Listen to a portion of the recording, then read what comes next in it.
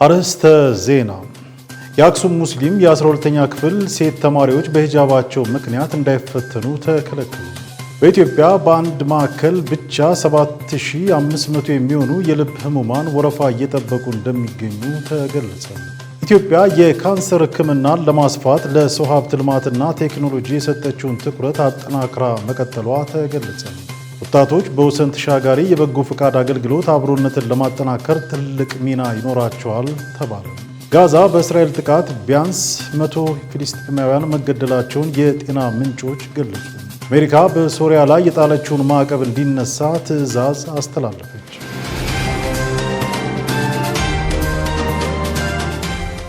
ሰላሙ አለይኩም ወራህመቱላሂ ወበረካቱ። ነጃሺ መረጃችን ተጀምሯል። ከመረጃዎቹ ጋር ሙስጠፋ መሐመድ። ቀዳሚ ወዳደረግነው ዜና አለፍን። በኢትዮጵያ በአንድ ማዕከል ብቻ 7500 የሚሆኑ የልብ ህሙማን ወረፋ እየጠበቁ እንደሚገኙ ተገለጸ። የኢትዮጵያ የልብ ህሙማን ህፃናት መርጃ ማዕከል 7500 የሚሆኑ የልብ ህሙማን ወረፋ እየጠበቁ እንደሚገኙ አስታውቋል። ወረፋ እየጠበቁ ከሚገኙት ውስጥ ከ2000 በላይ የሚሆኑት ከተወለዱ ጀምሮ በሚከሰት የልብ ህመም ተጠቂ ህፃናት መሆናቸውን የማዕከሉ ሜዲካል ዳይሬክተር ዶክተር ኤሌዘር ኃይሌ ገልጸዋል። የልብ ህሙማኑን ለመርዳት ለማዕከሉ የሚያበረክቱ ግብዓቶችን ከፍተኛ ሚና እንደሚጫወቱ አስታውቀው ለማዕከሉ አስፈላጊ የሆኑ ግብዓቶች ሙሉ በሙሉ ከውጭ የሚገቡ መሆናቸውን ጠቁመዋል። በተለይ አላቂ የህክምና ግብዓቶች በየህፃናቱ የክብደት መጠን ልክ እንደሚገዙ የገለጹት ዳይሬክተሩ በድጋሚ መጠቀም የማይቻሉ ግብዓቶች በመሆናቸው የህክምናውን ሂደት አደገኛ ማድረጋቸውን ተናግረዋል። ግብዓቶቹ ዋጋቸው እጅግ በጣም ውድ መሆኑንም ገልጸዋል። የልብ ቫልቮች፣ ልዩ ልዩ ማሽኖች፣ ልዩ ልዩ መድኃኒቶች እንዲሁም ልብን በማቆም ለሚሰሩ ቀዶ ጥገናዎች የሚውሉ የተለያዩ ግብዓቶች ለማዕከሉ ወሳኝ መሆናቸውንም አስረድተዋል። ድጋፍ ማድረግ የሚፈልጉ ሰዎች 6710ን በመጠቀም በግልም ሆነ በቡድን ታማሚዎችን በመጎብኘት ታማሚዎችን ሙሉ በሙሉ ወይም በከፊል ስፖንሰር በማድረግ እንዲሁም ከማዕከሉ በሚያገኙት ዝርዝር መሰረት በግብዓት አቅርቦት መደገፍ እንደሚችሉ መጠቆማቸውን ከፕሬስ ድርጅት ያገኘነው መረጃ ያሳያል።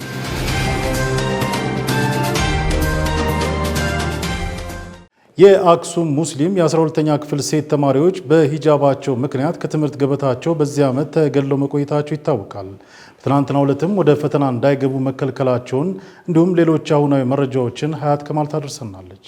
የአክሱም ሙስሊም ሴት ተማሪዎች በሂጃባቸው ምክንያት ከትምህርት ገበታቸው ተገለው መቆየታቸው ይታወሳል። ይህ በእንዲህ እንዳለም ትላንት በሀገር አቀፍ ደረጃ መሰጠት በጀመረው የ12ኛ ክፍል ተማሪዎች የዩኒቨርሲቲ መግቢያ እንዲሁም የ12ኛ ክፍል መልቀቂያ ፈተና ላይ ለመግባት የሄዱ የአክሱም ሴት ተማሪዎች እንዳይገቡ መከልከላቸው ይታወቃል። የነበረው ሁኔታ ምን ነበር የሚለውን ጥያቄ ነጃሺ ቲቪ ለመሐመድ አወል ሀጉስ የአክሱም ሙስሊም ሴት ተማሪዎች ጉዳይ ይመለከተኛል ባይ ጋር ደውሎ ተከታዩን ለመስማት ችሏል። 12ኛ ክፍል ብሔራዊ ፈተና መልቀቂያ ትናንት ነው የተጀመረው በመላው ሀገሪቱ። በትግራይም ከሌሎች የኢትዮጵያ አካባቢዎችና ክልሎች ብሔራዊ ፈተናው የ12ኛ ክፍል እየተሰጠ ይገኛል እና ነገር ግን ትግራይ ክልል ውስጥ ከሚገኘው በማዕከላዊ ዞን አክሱም ከተማ ውስጥ የሚገኙ የ12ኛ ክፍል ተማሪዎች ግን ተለይተው በሂጃባቸው ምክንያት ሙስሊም ሴት ተማሪዎች ፈተና እንዳይቀመጡ ተደርጓል። ነገር ግን ይህን ሁኔታ የጀመረው ላለፈው አንድ ዓመት በብዙ መልኩ ክርክር የነበረው ነው። ተማሪዎቹ መፈተን ለመማርም ሂጃባቸው ለብሰው ብዙ ክርክርና ብዙ ሙከራ ተደርጓል። ነገር ግን የክልሉ ትምህርት ቢሮም ሆነ የዞኑ ትምህርት ቢሮ ኃላፊዎች እንዲሁም የሃይ ስኩሉ ዳይሬክተሮች አክሱም ከተማ ውስጥ ሂጃብ ለብሰው መማርም አይቻልም መፈተንም አይቻልም በሚል ተከለከሏቸው። ትናንት ኦፊሻል ሆኗል ማለት ነው። ትናንት የሆነው በተለየ ሁኔታ ምንድን ነው? እነዚህ ተማሪዎች እንዳልተፈተኑ ከታወቀው በኋላ ሶሻል ሚዲያ ላይ እንቅስቃሴዎች ኦልሬዲ አጀንዳ መሆን ሲጀምር የትግራይ ክልል ትምህርት ቢሮ ኃላፊ ዶክተር ጎሽ የሚባሉ ማህበራዊ ሚዲያ በፌስቡክ አካውንታቸው ላይ በሂጃብ ምክንያት አንድም የተከለከለ አክሱም ተማሪ የለም ብሎ የሚል ርዕስ ያለው ጽሑፍ ጽፈዋል። ነገር ግን ጽሑፉ ስናየው ያየነው ነገር ምንድን ነው?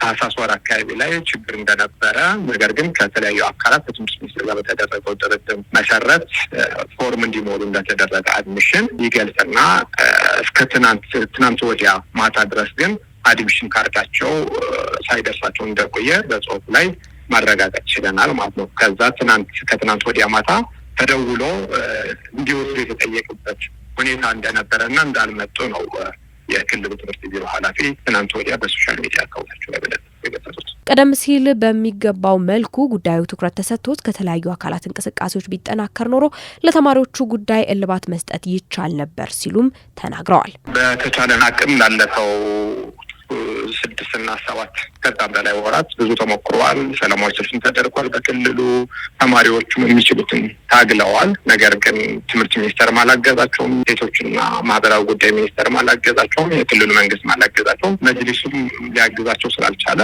ይኸው በእኛ ስንፍና በእኛ ውድቀት ምክንያት እነዚህ ሴት ተማሪዎች በሂጃባቸው ምክንያት የ12ኛ ክፍል ፈተና ሳይፈተኑ ቀርተዋል። እነዚህ ብቻ አይደለም። አክቹዋሊ ባለፈው 8ኛ ክፍል ተማሪዎችም ክልላዊ መልቀቂያ ሚኒስትር ፈተና የምንለው በሂጃቸው ትምህርታችን ላይ ሳይፈተኑ የቀረበት ሁኔታ አለ። አጠቃላይ ወደ 159 የሚሆኑ ሙስሊም ሴት ተማሪዎች አክሱም ከተማ ላይ ከትምህርት ውጭ ሆነዋል። አንዲት ሙስሊም ሴት ተማሪ አክሱም ከተማ ላይ በቃ የማይታይበት ምንም ያለው ማለት እንችላለን። እና ስለዚህ አክሱም ከተማ ትምህርት ቤቶች እንዳሉ ሂጃብ ከሚለብሱ ሴቶች ውጪ ወይም ነጻ ተደርገዋል ማለት ነው እንዳለ። ስለዚህ እኛ ማድረግ የምንችለው እንግዲህ በየማህበራዊ ሚዲያና ለተለያዩ አካላት ማሳወቅ፣ ድምጽ መሆን ነበረ። ያ አድርገናል።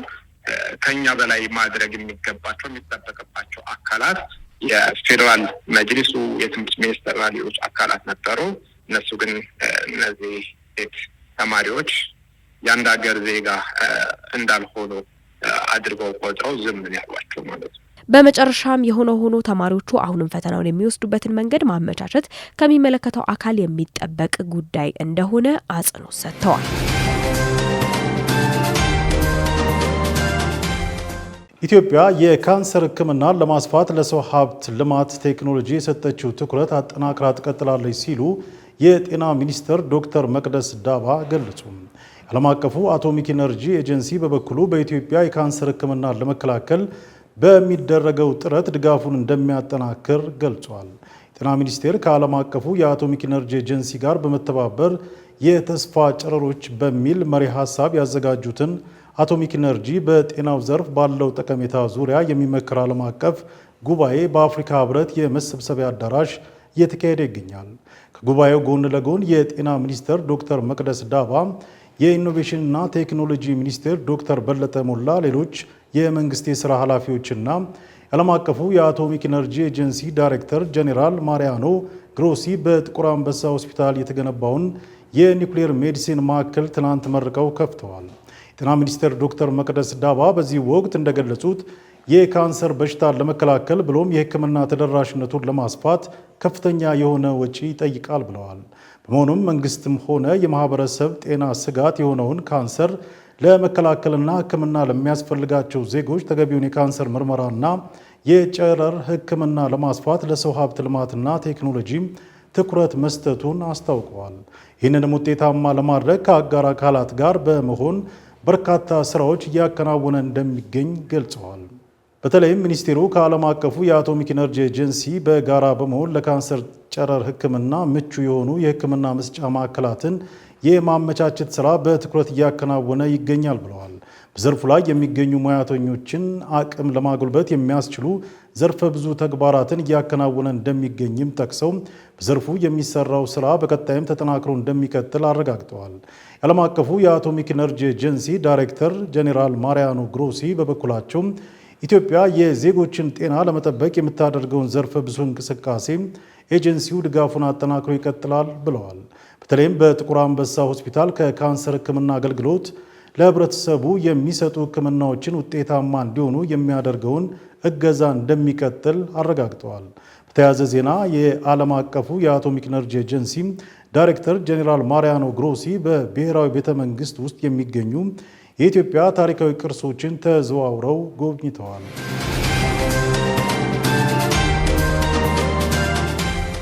በክረምቱ ወራት ሊከሰቱ የሚችሉ የተለያዩ አደጋዎችን ለመከላከል አስፈላጊውን ቅድመ ዝግጅት በማድረግ ላይ መሆኑን የማዕከላዊ ኢትዮጵያ ክልል አደጋ ስጋት ስራ አመራር ኮሚሽን ገለጸ።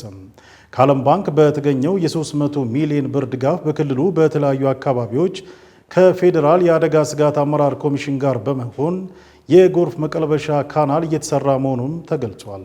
የማዕከላዊ ኢትዮጵያ ክልል የአደጋ ስጋት ስራ አመራር ኮሚሽን ኮሚሽነር አቶ ማረጉ ማቴዎስ እንደገለጹት ክልሉ አዲስ እንደመሆኑ በክልሉ ያሉ የአደጋ ስጋቶችን ማጥናቱንና በክልሉ ከዚህ ቀደም በተለያዩ ቦታዎች የተለያዩ አደጋዎች ተከስተው ጉዳቶችም እንደነበሩ ጠቁመዋል።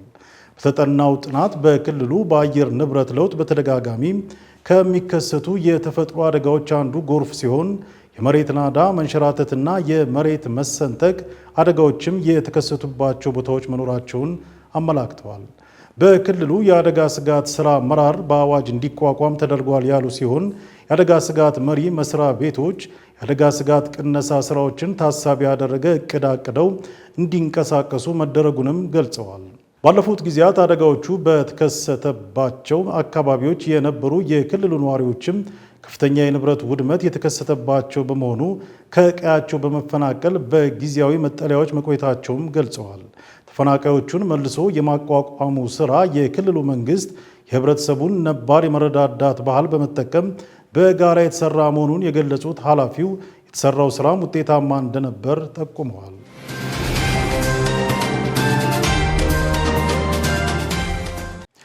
ወጣቶች በወሰን ተሻጋሪ የበጎ ፈቃድ አገልግሎት አብሮነትን ለማጠናከር ትልቅ ሚና ይኖራቸዋል ተባለ።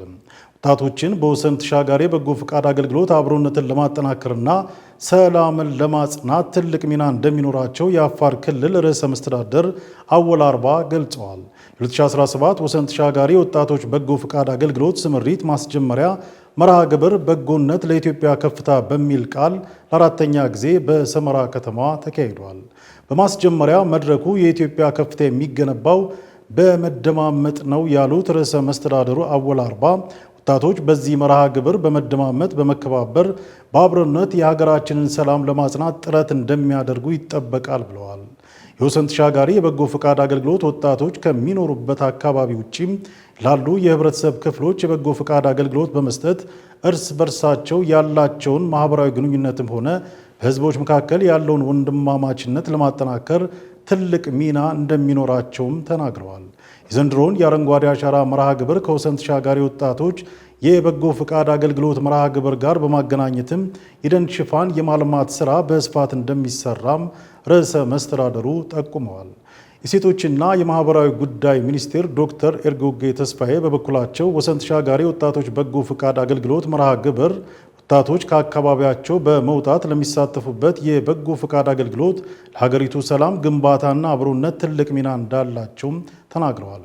ወጣቶች በዘንድሮ የወሰን ተሻጋሪ ወጣቶች የበጎ ፈቃድ አገልግሎት መርሃ ግብር በ14 ዘርፎች የበጎ ፈቃድ ስራዎች ላይ እንደሚሳተፉ ሚኒስቴሯ ገልጸዋል።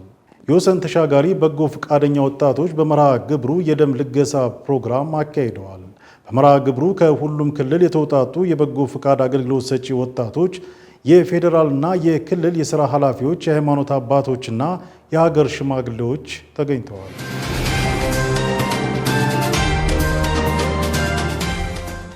ክቡራትና ክቡራን ተመልካቾቻችን መረጃዎቻችን እንደቀጠሉ ናቸው። አሁን ደግሞ ከውጭ ወዳገኘናቸው ዜናዎች አልፈናል። በዲሞክራቲክ ሪፐብሊክ ኮንጎ የፀሐይ ኃይል ከመብራት ባለፈ የመኖር ተስፋ እንደሆነ ተነግሯል።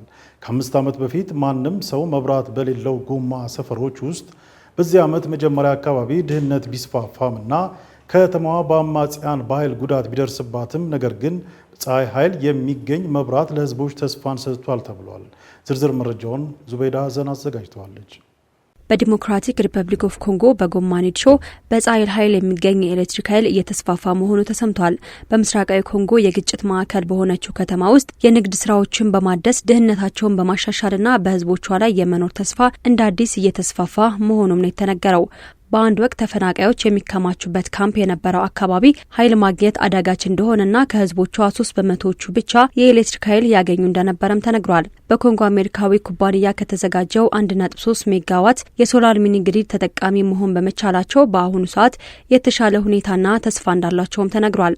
በንድሾ ውስጥ ብዙ ጊዜ ጥቅም ላይ ከሚውለው የናፍጣ ማመንጫ ይልቅ የፀሐይ ፓናሎችን የበለጠ አስተማማኝ ናቸው። ወደ ፀሐይ ኃይል መቀየሩም ወጪን በመቀነስ ስራን የበለጠ ያቀላጥፋልም ተብሏል።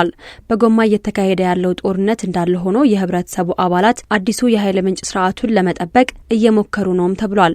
በሩዋንዳ የሚደገፈው M23 አማጺ በጥር ወር መጨረሻ ከተማይቱን በያዘበት ወቅት ከ3000 በላይ ሰዎች ተገድለዋል ተብሏል። የተኩስ ሩምታውም የፀሐይ ፓናሎችን አልፎ አልፎ እንደሚጎዳቸውም ተዘግቧል። ቡሩኒ የቢዝነስ ልማት ከፍተኛ ዳይሬክተር የሆኑት ኦላይን ባያሚንጉ ቹኒዛ በህብረተሰብ ውስጥ ብዙ ጊዜ በሚከሰተው ተኩስ 1 ወይም 2 የፀሐይ ፓናል ላይ ጉዳት ሊደርስበት ይችላል። ይህም ህብረተሰቡን ለተጨማሪ ችግር ዳርጎታልም ብለዋል።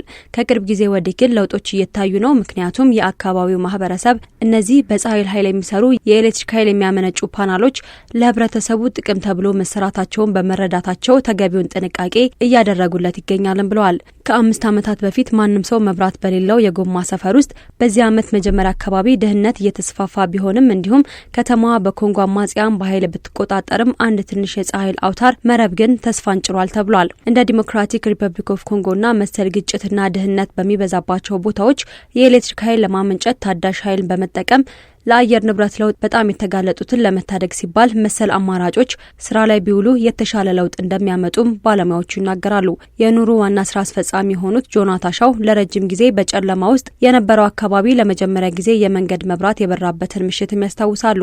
ህዝቦቹ በጎዳና ላይ ከቤታቸው ወጥተው ሲዘዋወሩና ሲጨፍሩ እንደነበረም ተናግረዋል። ይህም ለሰዎች ምን ማለት እንደሆነ በማየቴ እጅግ ተደስቻለሁ። ሰዎች ለህይወታቸው፣ ለማህበረሰባቸው እንዲሁም ለቤታቸው ሲሉ መዋለ ንዋያቸውን ማፍሰስ ላይ የነበራቸው ቦታ በእጅጉ የቀየረም ነው ብለዋል። ኑሩ በኮንጎ ፍራድጄ፣ ታዱና ቤኒ ከተሞች ፓኔሎችን አዘጋጅቷል። ይህም የጎማ የፀሐይ ኃይል ፋውንዴሽን በዓለም ባንክ ቡድን ዓለም አቀፍ የፋይናንስ ኮርፖሬሽንና በግል ፋውንዴሽን የተደገፈ እንደሆነም ተነግሯል። የድርጅቱ ዓላማ በ2030 10 ሚሊዮን ለሚሆኑ የኮንጎ ዜጎች የፀሐይ ኃይልን ለማቅረብ እንደሆነም ዋና ስራ አስፈጻሚው ተናግረዋል። መረጃው የአፍሪካ ኒውስና ኤፒ ኒውስ ነው። ዛሬ በጋዛ በእስራኤል ጥቃት ቢያንስ ከ100 በላይ ፍልስጤማውያን መገደላቸውን የጤና ምንጮች ገለጹ።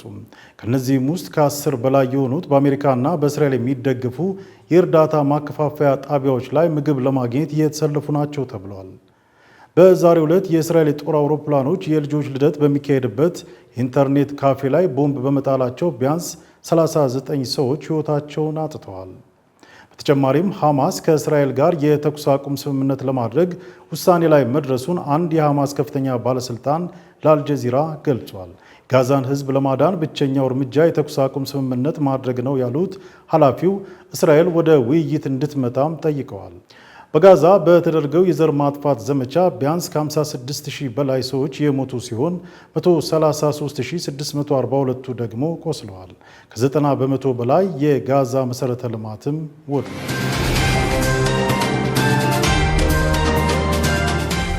በእስራኤል የሚደገፈው የጋዛ ሰብአዊ ፋውንዴሽን በገለልተኛ የተራድኦ ድርጅት እንዲተካ መንግስታዊ ያልሆኑ ተቋማት ለተባበሩት መንግስታት ድርጅት ጥያቄ አቀረቡ። በዩናይትድ ስቴትስና እስራኤል የሚደገፈው GHF በገለልተኛ የተራድኦ ድርጅት እንዲተካ ለተባበሩት መንግስታት ድርጅት ጥያቄ ቀርቧል። ከ100 በላይ መንግስታዊ ያልሆኑ ድርጅቶች በጋዛ አፋጣኝ እርዳታ ለማቅረብ የጠየቁ ሲሆን ገዳይ የሆነውን የእስራኤል የጂኤፍ እቅድ ለማስቆም ውጤታማ የሰብአዊ እርዳታ ለማቅረብ የጋዛ የእርዳታ ስርዓት በተባበሩት መንግስታት ድርጅት እንዲመራ አሳስበዋል። በአሜሪካና በእስራኤል የሚደገፈው የጋዛ ሰብአዊ ፋውንዴሽን 2 ሚሊዮን ሰዎች በተጨናነቁበት ወታደራዊ ቀጠና ስልታዊ ለሆነ ግድያ ምክንያት ሆኗል ብለዋል። መንግስታዊ ያልሆኑ ድርጅቶች ጥያቄ በጂኤችኤፍ የተነደፈው የተስፋ መቁረጥና የአደጋ እንዲሁም የሞት እቅድን ለማስቀረት ነው ማለታቸውን አልጀዚራ ዘግቧል።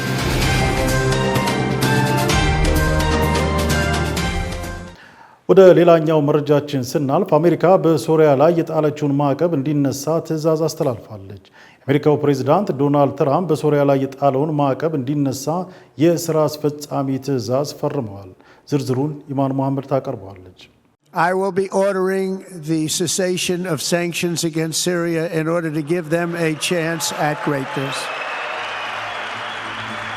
አሜሪካ በሶሪያ ላይ የጣለችው ማዕቀብ እንዲነሳ ትዕዛዝ አስተላለፈች። እንደ አውሮፓውያን አቆጣጠር ከ2004 ጀምሮ በአሜሪካ ማዕቀብ የተጣለባት ሶሪያ በሀገሪቱ የኢኮኖሚ እንቅስቃሴ ላይ ከፍተኛ የሆነ አደጋ ደቅኖ እንደነበር የነጩ ቤተ መንግስት የጽህፈት ቤት ኃላፊ ካሎሪን ተናግሯል። ካሎሪን አሜሪካ በሶሪያ ላይ የታጣለው ማዕቀብ ማንሳቷን ለሶሪያ መንግስት አሁን ላይ እየወሰደ ያለውን መልካም ጅማሮ የሚያበረታታና የሚደግፍ ተግባር ነው ብለዋል። በሌላ በኩል አሜሪካ በቀድሞ የሶሪያ ፕሬዝዳንት በሽር አልአሳድ አሳድና አጋሮቹ እንዲሁም የአደንዛዥ እጽ አዘዋዋሪና በሽብርት ድርጊት ላይ ተሳታፊ በነበሩ ላይ ማዕቀቡ እንደሚቀጥል የጽህፈት ቤቱ ኃላፊ ተናግሯል። የሶሪያ የውጭ ጉዳይ ሚኒስትር አሳድ ሐሰን አልሻይቢ በኤክስ ገጻቸው ላይ ባሰፈሩት መልእክት አሜሪካ የወሰደችውን ውሳኔ ለረጅም ጊዜ ሲጠበቅ የቆየ መሆኑን አንስተዋል። ሚኒስተሩ ሶሪያ አሁን ላይ ላለችበት የመልሶ ግንባታና ልማት ማዕቀቡ መነሳት በር ከፋች ነው ብለዋል።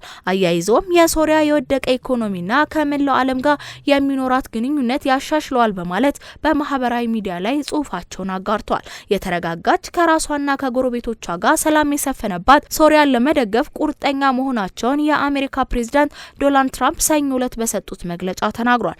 አሜሪካ በሶሪያ ላይ ማዕቀቧን ማንሳቷን ተከትሎ 518 በተለያዩ ወንጀሎች ተሳትፈዋል በሚል ማዕቀብ ተጥሎባቸው በነበሩ ግለሰቦች ላይ ማዕቀቡ እንደተነሳም ገልጿል። በሌላ በኩል አሜሪካ በቀድሞ የሶሪያ ፕሬዝዳንት በሽር አልአሳድና አጋሮቹ እንዲሁም የአደንዛዥ እጽ አዘዋዋሪዎችና በሽብር ድርጊት ተሳታፊ በነበሩ ላይ ማዕቀብ እንደሚቀጥል የጽህፈት ቤቱ ኃላፊ ተናግሯል። የአሳድ መንግስት ውድቀትን ተከትሎ ሶሪያን እየመራ ያለው የአህመድ አሻሪ መንግስት የአሜሪካ ማዕቀብ መነሳት እንደ ትልቅ ድል የሚቆጠር ነው ተብሏል። ትራምፕ በሶሪያ ላይ የተጣለው ማዕቀብ በግንቦት ወር እንደሚያነሱ የሀገሪቱ አዲሱ ፕሬዝዳንት የቀድሞ አማጽያን መሪ አህመድ አልሻን በሪያድ አግኝተው ቃል በገቡት መሰረት የተፈጸመ እንደሆነ ተገልጿል። ትራምፕ በሪያድ በተካሄደው የሳውዲ አረቢያ የኢንቨስትመንት ፎረም ከሳውዲ አልጋ ወራሽ መሐመድ ቢን ሰልማንና ከቱርኩ ፕሬዝዳንት ረሲብ ጣይብ ኤርዶጋን ጋር በተገናኙበት ወቅት ባደረጉት ንግግር ሶሪያ ከ20 ዓመታት በላይ ከቆየው የእርስ በርስ ጦርነት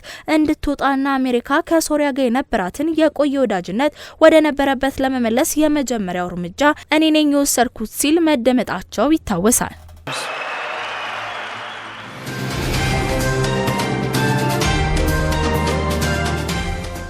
ኢራን በኒኩሌር ጉዳይ ለመነጋገርና ለመወሰን ጊዜ ያስፈልገኛል ብላለች። ከ5 ጊዜ በላይ ለድርድር ተቀምጠው ባለመስማማት ወደ ጦርነት የገቡት ሀገራት አሁንም ጉዳዩን በሰላማዊ መንገድ ለመፍታት ተስፋ ሳይተዋል ተብሏል። ዝርዝሩን መሐመድ ቢፍታ ያቀርበዋል። There is no question whatsoever that Saddam is seeking and is working and is advancing towards the development of nuclear weapons. No question whatsoever. If you take out Saddam's regime, I guarantee you that it will have enormous positive reverberations on the region. ከድርድር በኋላ ጦርነት፣ ከጦርነት በኋላ ደግሞ ድርድር የታሰበበትና መሬት ላይ ለጦርነት ዝግጅት የሚደረግበት የሶስቱ ሀገራት ጉዳይ በቀላሉ የሚቋጭ አይመስልም።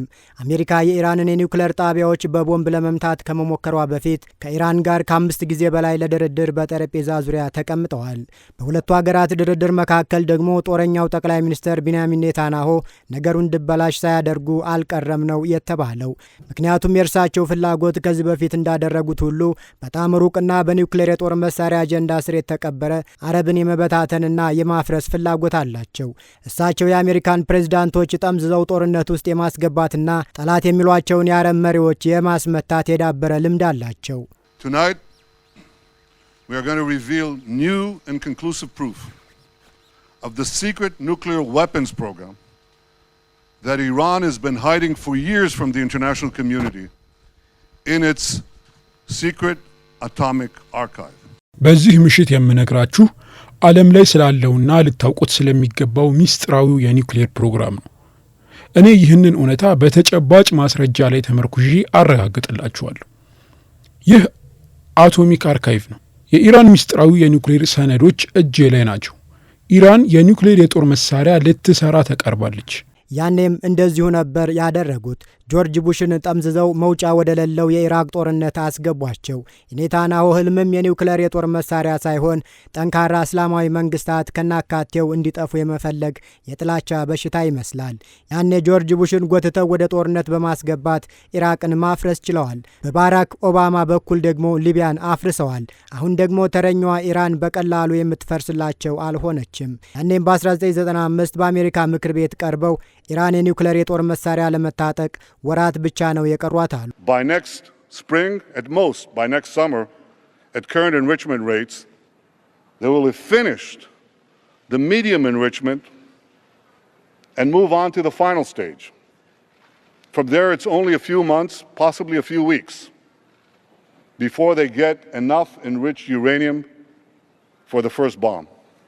A red line should be drawn right here.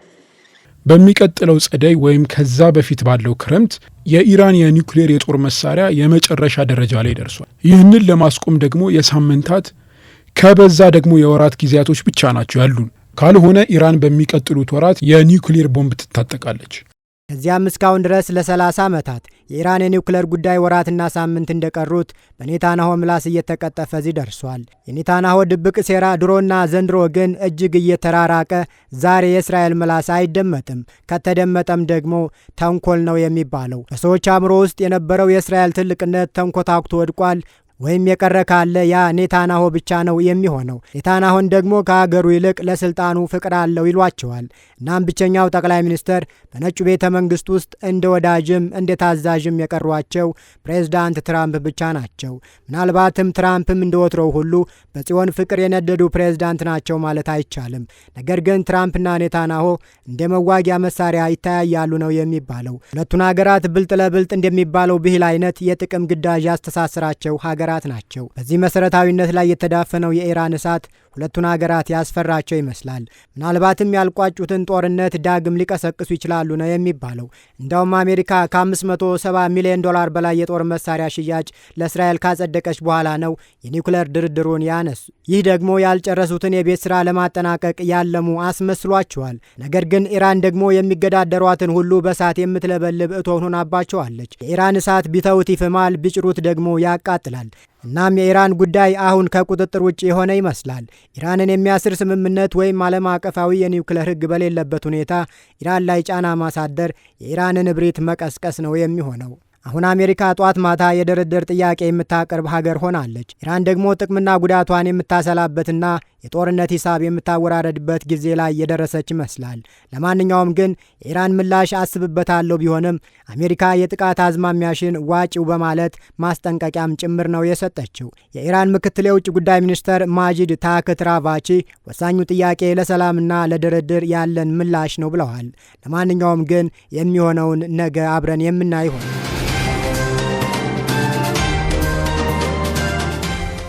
በአሜሪካ ትልቋ ከተማ ኒውዮርክ ለከንቲባነት በሚደረገው ውድድር የ33 ዓመቱ ዞህራን ኳሜ ማማዳኒ የመጀመሪያው ሙስሊም የዲሞክራቲክ ፓርቲ እጩ በመሆን ታሪክ ሰርቷል። ዝርዝሩን ኢማኑ መሐመድ አዘጋጅቷለች። በአሜሪካ ትልቋ ከተማ ኒውዮርክ ለከንቲባነት በሚደረገው ፍልሚያ የ33 ዓመቱ ዞራ ኳሜ ማምዳኒ የመጀመሪያው ሙስሊም የዲሞክራቲክ ፓርቲ እጩ በመሆን ታሪክን ሰርቷል። ዞራ አንጋፋውን ፖለቲከኛና የቀድሞ የኒውዮርክ ከንቲባ የሆኑትን አንድሪው ኩማን ማሸነፍ በርካታ የፖለቲካ ታዛቢዎችን አስደንቋል። የግራ ዘመም ፖለቲከኛ፣ የፍልስጤማውያን መብት ተሟጋጅ፣ የስደተኛ ልጅ ሙስሊም የሆነው ዞራ የበርካታ ዓመታት ልምድ እንዲሁም የቢሊዮኖች ድጋፍ ያላቸውን አንድሪው ኩማን ያሸንፋል ተብሎ አልተጠበቀም።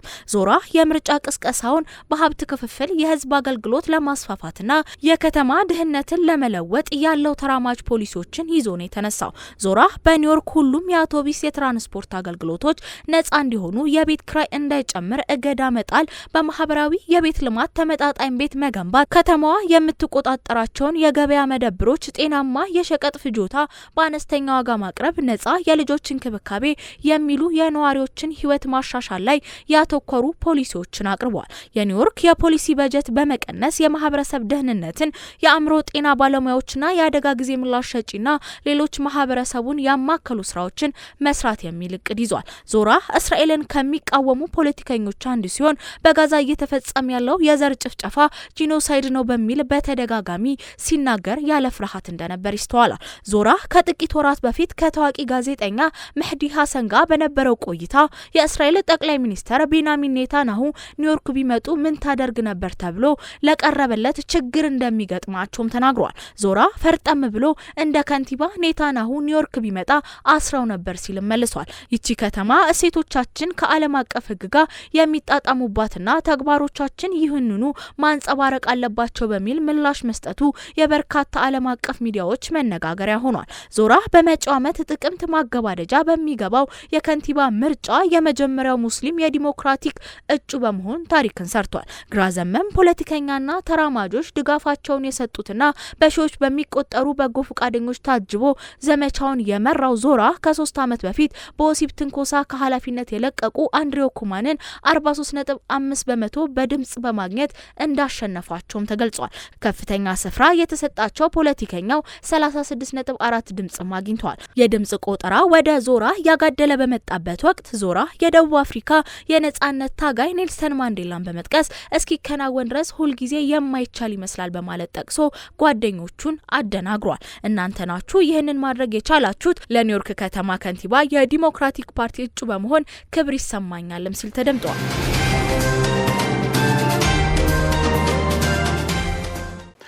በመጨረሻም ዕለታዊ የቢዝነስ መረጃዎችን ወደ እናንተ እናደርሳለን። ሀያት ከማል አዘጋጅተዋለች። ስድስተኛው ዙር የህዝብ ተወካዮች ምክር ቤት 4ኛ ዓመት የስራ ዘመን 41ኛ መደበኛ ስብሰባውን እያካሄደ ነው። ምክር ቤቱ በስብሰባው በፌዴራል መንግስት የ2018 ረቂቅ በጀት ላይ በዝርዝር እየተወያየ ነው። የገንዘብ ሚኒስቴሩ አህመድ ሽዴ ከምክር ቤቱ አባላት የቀረቡ ጥያቄዎችን እየተቀበሉ ሲሆን የምክር ቤቱ አባላት የበጀት አቅርቦቱ ለተለያዩ ፕሮጀክቶች ምን ያክል በቂ ነው የሚል ጥያቄንም አንስተዋል። የበጀት ድልድሉ ፍትሐዊነት ላይ የተመሰረተ እንዲሆን የህዝብና የቤት ቆጠራ መደረግ እንዳለበትም ተነስቷል። በክልሉ የተለያዩ አካባቢዎች የመንገድ ጥገናና ፕሮጀክቶች ግንባታ ሊደረግ ይገባል የሚሉና የክልሎች የበጀት ድጎማ ከፍ ማለት አለበት የሚሉ ጥያቄዎችም ቀርበዋል። የገንዘብ ሚኒስትሩ አቶ አህመድ ሽዴ ለተነሱ ጥያቄዎችም ምላሽ ሰጥተዋል። የገንዘብ ሚኒስትር አህመድ ሽዴ በነዳጅ ላይ የዋጋ ጭማሪ የሚያስከትል አዲስ የተጣለ ታክስ የለም ብለዋል። የህዝብ ተወካዮች ምክር ቤት ባካሄደው 41ኛ መደበኛ ስብሰባ በፌዴራል መንግስት የ2018 ረቂቅ በጀት ላይ ውይይት አድርጓል። የረቂቅ በጀቱን በተመለከተ ከምክር ቤቱ አባላት ለተነሱ ጥያቄዎች ምላሽና ማብራሪያ የሰጡት አቶ አህመድ ሽዴ ከዚህ በፊት ምክር ቤቱ በነዳጅ ላይ ከጣለው ታክስ ውጭ ሌላ አዲስ ታክስ የለም ነው ያሉት። ምክር ቤቱ ከዚህ በፊት ይህን የነዳጅ ታክስ ያጸደቀ መሆኑን ጠቅሰው ሙሉ በሙሉ ወደ መሰብሰብ አለመግባቱንና ከጸደቀው ታክስ ውስጥ ግማሹ በነዳጅ ድርጅት በኩል ሲሰበሰብ እንደነበረም አስታውቀዋል። በተጨማሪም ምክር ቤቱ ከዚህ በፊት ይህንን የነዳጅ ታክስ ያጸደቀ መሆኑን ጠቅሰው ሙሉ በሙሉ ወደ መሰብሰብ አለመግባቱንና ከጸደቀው የታክስ መጠን ውስጥ ግማሹ በነዳጅ ድርጅት በኩል ሲሰበሰብ እንደነበር አስታውሰዋል። በሚኒስትሮች ምክር ቤት ውሳኔ ይህ የሚሰበሰበው ታክስም መልሶ ለድጎማ እንዲውል መደረጉን አብራርተው አሁን ላይ የአሰራር ለውጥ መደረጉን ተናግረዋል። አሰራሩ በታክስ አሰባሰብ ዙሪያ ያለውን የፋይናንስ ግልጸኝነትን የሚያረጋግጥ የሪፎርሙ አካል መሆኑን ገልጸው በጉምሩክ ኮሚሽን በኩል ተሰብስቦ ወደ ገንዘብ ሚኒስቴር ቋት እንዲገባ ከተደረገ በኋላ መልሶ ለድጎማ እንደሚውል አስረድተዋል። በመሆኑም የአሰራር ማስተካከያው በቀጥታ በነዳጅ ላይ የዋጋ ጭማሪ እንዲፈጠር የሚያደርግ ውሳኔ አለመሆኑን አጽንኦት ሰጥተዋል። በነዳጅ ላይ ከተጣለው ታክስ ውስጥ ምን ያክል እንደሚሰበሰብ የሚመለከታቸው አካላት ወቅታዊ ሁኔታዎችን ባገናዘበ መልኩ ውሳኔ እንደሚሰጡት ጠቁመዋል። የህብረተሰቡን ጫና በመገንዘብ ከፍተኛ የማህበራዊ ድጎማ በዘንድሮ የበጀት ዓመት ተግባራዊ መደረጉንና በሚቀጥለው ዓመትም በተወሰነ ደረጃ ይቀጥላልም ብለዋል። በዚህም የአፈር ማዳበሪያ ላይ የሚደረገው ድጎማ ተጠናክሮ እንደሚቀጥል አመልክተው መንግስት በዚህ ጉዳይ ላይ ጠንኳራ አቋም መያዙን ነው ያመለከቱት። በደቡብ ምዕራብ ኢትዮጵያ ህዝቦች ክልል ባለፉት 11 ወራት ከ9 ቢሊዮን ብር በላይ ገቢ ተሰብስቧል። የክልሉ ገቢዎች ቢሮ ኃላፊ ወይዘሮ ህይወት አሰግድ በበጀት ዓመቱ 10 ቢሊዮን ብር ገቢ ለመሰብሰብ ታቅዶ በ11 ወራት ከ9 ቢሊዮን ብር በላይ ገቢ መሰብሰቡን ተናግረዋል። በዚህም 57% የክልሉን ወጪ በገቢ መሸፈን መቻሉን አንስተዋል። በክልሉ መንግስት በተመደበ 20 ሚሊዮን ብር 70 የታክስ ማዕከላትን ማደራጀት ስራ መሰራቱንም ጠቁመዋል። ግብር ከፋዩ ማህበረሰብ ቴክኖሎጂን በመጠቀም ከእንግልት በጸዳ መልኩ አገልግሎት እንዲያገኝ ለማስቻል 68 ማዕከላት በቴክኖሎጂ እንዲተሳሰሩ ማድረግ ተችሏልም ነው ያሉት። በኦዲት ግኝት ከ200 ሚሊዮን ብር በላይ ለመንግስት ገቢ መደረጉን ገልጸው የስነ ምግባር ችግር የታየባቸው 132 ባለሙያዎች ላይ የዲሲፕሊን የጽሁፍ ማስጠንቀቂያ እንዲሁም ከስራ የማሰናበት እርምጃ ከመውሰድ ባለፈ በወንጀል እንዲጠየቁ መደረጋቸውንም አብራርተዋል። በሚቀጥሉት 40 ወራት ውስጥ አፍሪካ በማዳበሪያ ራሷን ትችላለች ሲሉ አሊኮ ዳንጎቴ ተናግረዋል። ናይጄሪያዊ የአፍሪካ ቁጥር 1 ቢሊዮነር አሊኮ ዳንጎቴ አፍሪካ በመጪዎቹ 40 ወራት ውስጥ በማዳበሪያ ምርት ራሷን ትችላለች ብለዋል። ዳንጎቴ ማዳበሪያ ፋብሪካው ላይ የ2.5 ቢሊዮን ዶላር ማስፋፊያ ለማድረግ ያቀደ ሲሆን ይህም አፍሪካ ከውጭ የምታስገባውን ምርት በእጅጉ ይቀንሳል ብለዋል። ቢሊዮነሩ አፍሪካ ከ40 ወራት በኋላ ከየትኛውም ቦታ ማዳበሪያ አታስገባም፣ 40 ወራት ብቻ ስጡኝ፣ ዳንጎቴ ከኳታር የበለጠ የዩሪያ አምራች እንዲሆን አደርገዋለሁ ብለዋል። አፍሪካ በአሁኑ ጊዜ ከ6 ሚሊዮን ሜትሪክ ቶን ማዳበሪያ በላይ በአመት ከሌላው ዓለም እያስገባች ሲሆን አሁን ያለው የዳንጎቴ ፋብሪካ በአመት 3 ሚሊዮን ሜትሪክ ቶን ዩሪያ የማምረት አቅምን ገንብቷል። የዳንጎቴ ፋብሪካ የድርጅቱን 37% ምርት ለአሜሪካ ገበያ እያቀረበ መሆኑን ጠቅሶ ከማስፋፊያው በኋላ ምርቱን በእጥፍ በመጨመር የአፍሪካን ፍላጎት ያሟላል ተብሎ ይጠበቃል። እንደ ግዙፍ የአፍሪካ ኤግዚም ባንክ ሪፖርት አፍሪካ በ2021 ከማዳበሪያ ሽያጭ 8.9 ቢሊዮን ዶላር ገቢ ስታገኝ ትልቁን ድርሻ የሰሜን አፍሪካ ሀገራት ይዛሉ ተብሏል። ሞሮኮና ግብጽ 70% የአፍሪካን የማዳበሪያ ሽያጭ ሲይዙ በድምሩ 6.23 ቢሊዮን ዶላር አግኝተዋል። ምንም እንኳን የተወሰኑ ሀገራት በማዳበሪያ ራሳቸውን የቻሉ ቢሆንም አብዛኞቹ አሁንም ከውጭ በሚገባ ምርት ላይ ጥገኛ ናቸው። የዳንጎቴ ማዳበሪያ ፋብሪካ በሚቀጥሉት 2 ዓመታትም በቀን 7 ሚሊዮን ዶላር ገቢ ለማግኘት ማቀዱን ቢሊዮነሩ ገልጸዋል። በ2022 ስራውን የጀመረው የሌጎስ የዳንጎቴ የማዳበሪያ ፋብሪካ በናይጄሪያ የምግብ እጥረትን ለመቀነስ በዝቅተኛ ዋጋ እየሸጠ ሲሆን የናይጄሪያን የ1.5 ሚሊዮን ቶን ዓመታዊ ማዳበሪያ ፍጆታም ለመሸፈን እየሰራ ነው። ክቡራትና ክቡራን ተመልካቾቻችን የነጃሺ መረጃዎቻችን ተጠናቀዋል። ከቀሪ ፕሮግራሞች ጋር መልካም ቆይታ እንዲሆንላችሁ ተመኘን። ሰላሙ አለይኩም ወራህመቱላሂ ወበረካቱ።